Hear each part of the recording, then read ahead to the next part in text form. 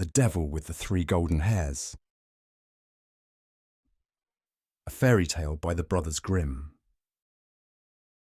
There was once a poor woman who gave birth to a little son, and as he came into the world with a caul on, it was predicted that in his 14th year he would have the king's daughter for his wife. It happened that soon afterwards the king came into the village, and no one knew that he was the king. And when he asked the people what news there was, they answered, "A child has just been born with a caul on. Whatever anyone so born undertakes turns out well."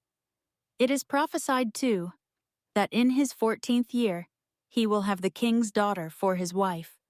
The king, who had a bad heart and was angry about the prophecy, went to the parents and, seeming quite friendly, said, "You poor people, let me have your child, and I will take care of it." At first they refused, but when the stranger offered them a large amount of gold for it, and they thought, "It is a luck child, and everything must turn out well for it," they at last consented and gave him the child. The king put it in a box and rode away with it until he came to a deep piece of water. Then he threw the box into it and thought, "I have freed my daughter from her unlooked-for suitor." The box, however, did not sink, but floated like a boat, and not a drop of water made its way into it.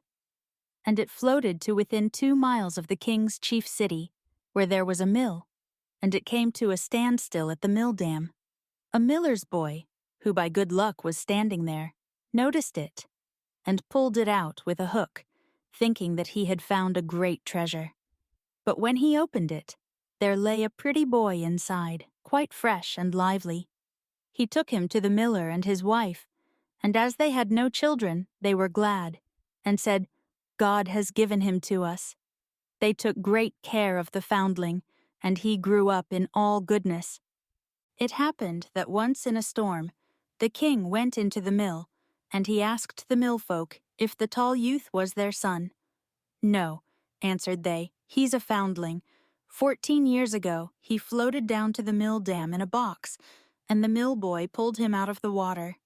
Then the king knew that it was none other than the luck child which he had thrown into the water, and he said, "My good people, could not the youth take a letter to the queen? I will give him 2 gold pieces as a reward." "Just as the king commands," answered they, and they told the boy to hold himself in readiness. Then the king wrote a letter to the queen, wherein he said, "As soon as the boy arrives with this letter, let him be killed and buried, and all must be done before I come home." The boy set out with this letter, but he lost his way, and in the evening came to a large forest. In the darkness he saw a small light. He went towards it and reached a cottage. When he went in, an old woman was sitting by the fire quite alone. She started when she saw the boy and said, "Whence do you come, and whither are you going?" "I come from the mill," he answered, "and wish to go to the queen, to whom I am taking a letter. But as I have lost my way in the forest, I should like to stay here overnight." "You poor boy," said the woman, "you have come into a den of thieves, and when they come home, they will kill you." "Let them come," said the boy. "I am not afraid, but I am so tired that I cannot go any farther." And he stretched himself upon a bench and fell asleep. Soon afterwards the robbers came, and angrily asked what strange boy was lying there. "Ah," said the old woman, "it is an innocent child who has lost himself in the forest, and out of pity I have let him come in. He has to take a letter to the queen." The robbers opened the letter and read it, and in it was written that the boy, as soon as he arrived, should be put to death. Then the hard-hearted robbers felt pity, and their leader tore up the letter and wrote another, saying that as soon as the boy came, he should be married at once to the king's daughter.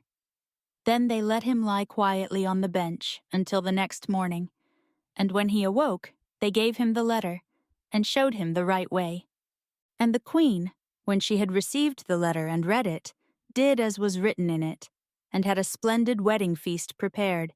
and the king's daughter was married to the Luck Child. And as the youth was handsome and agreeable, she lived with him in joy and contentment. After some time, the king returned to his palace and saw that the prophecy was fulfilled, and the Luck Child married to his daughter. "How has that come to pass?" said he. "I gave quite another order in my letter." So the queen gave him the letter, and said that he might see for himself what was written in it.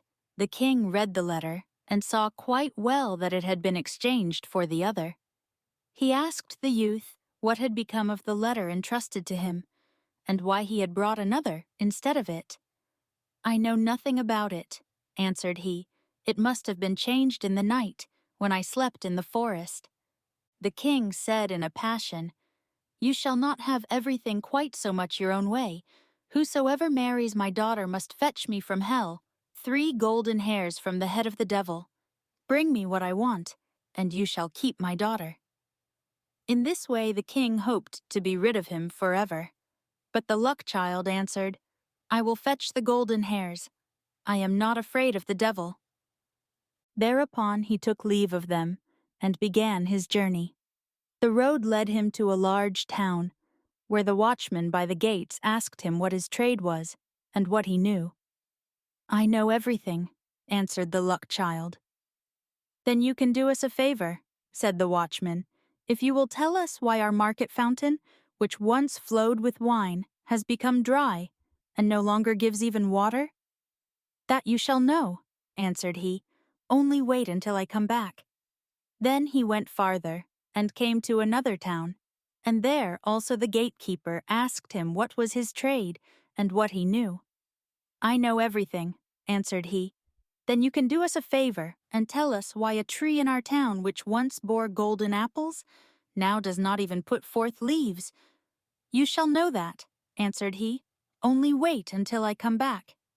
Then he went on, and came to a wide river, over which he must go. The ferryman asked him what his trade was, and what he knew. "I know everything," answered he. "Then you can do me a favor," said the ferryman, "and tell me why I must always be rowing backwards and forwards, and am never set free." "You shall know that," answered he. "Only wait until I come back." When he had crossed the water, he found the entrance to hell. It was black and sooty within, and the devil was not at home, but his grandmother was sitting in a large armchair. "What do you want?" said she to him, but she did not look so very wicked.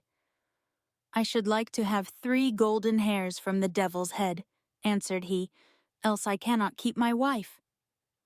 "That is a good deal to ask for," said she. "If the devil comes home and finds you, it will cost you your life. But as I pity you, I will see if I cannot help you." She changed him into an ant, and said, "Creep into the folds of my dress. You will be safe there." "Yes," answered he, "so far, so good. But there are 3 things besides that I want to know. Why a fountain, which once flowed with wine, has become dry, and no longer gives even water. Why a tree which once bore golden apples does not even put forth leaves, and why a ferryman must always be going backwards and forwards, and is never set free."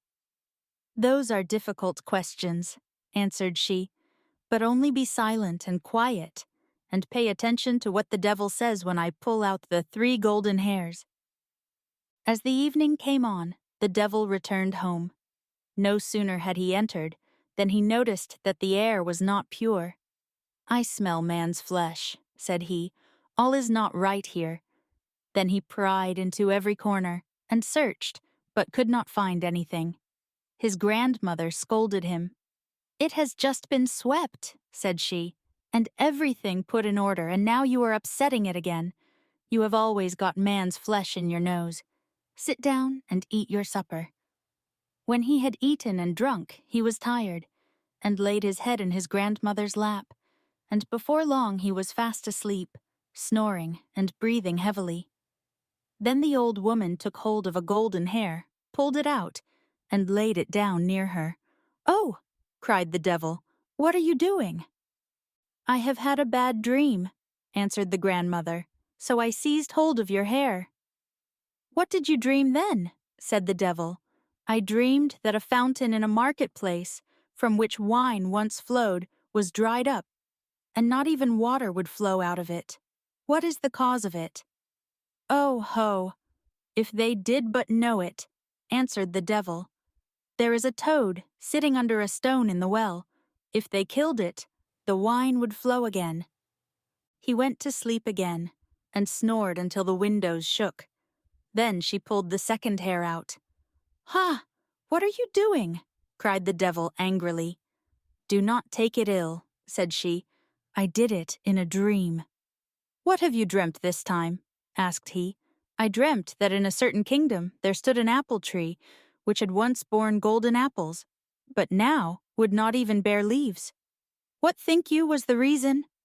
"Oh, if they did but know," answered the devil. "A mouse is gnawing at the root. If they killed this, they would have golden apples again. But if it gnaws much longer, the tree will wither altogether. But leave me alone with your dreams. If you disturb me in my sleep again, you will get a box on the ear." The grandmother spoke gently to him, until he fell asleep again and snored. Then she took hold of the third golden hair, and pulled it out. The devil jumped up, roared out, and would have treated her ill if she had not quieted him once more and said, "Who can help bad dreams?" "What was the dream then?" asked he, and was quite curious. "I dreamt of a ferryman who complained that he must always ferry from one side to the other, and was never released. What is the cause of it?" "Ah, the fool," answered the devil. "When anyone comes and wants to go across, he must put the oar in his hand, and the other man will have to ferry, and he will be free."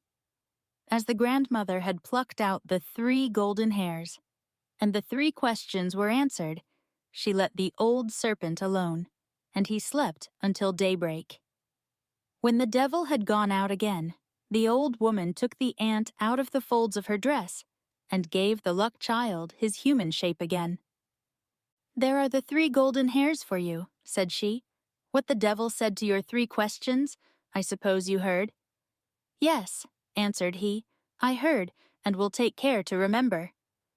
"You have what you want," said she, "and now you can go your way."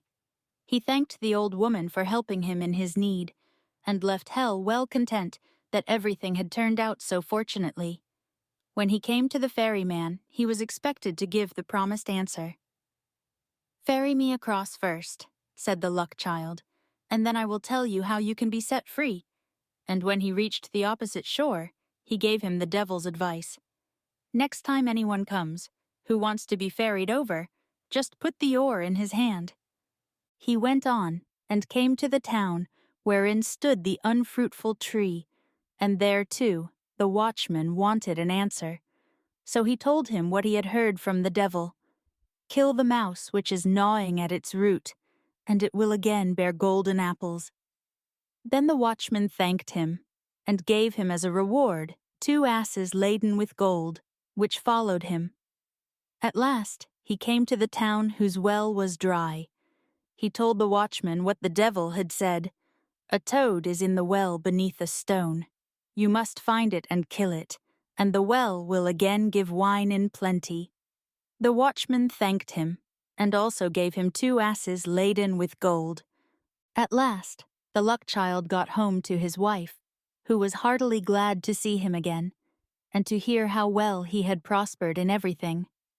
To the king he took what he had asked for, the devil's 3 golden hairs, and when the king saw the 4 asses laden with gold, he was quite content, and said, "Now all the conditions are fulfilled, and you can keep my daughter. But tell me, dear son-in-law, where did all that gold come from? This is tremendous wealth." "I was rowed across a river," answered he, "and got it there. It lies on the shore instead of sand." "Can I too fetch some of it?" said the king, and he was quite eager about it. "As much as you like," answered he. "There is a ferryman on the river. Let him ferry you over, and you can fill your sacks on the other side." The greedy king set out in all haste, and when he came to the river, he beckoned to the ferryman to put him across. The ferryman came and bade him get in.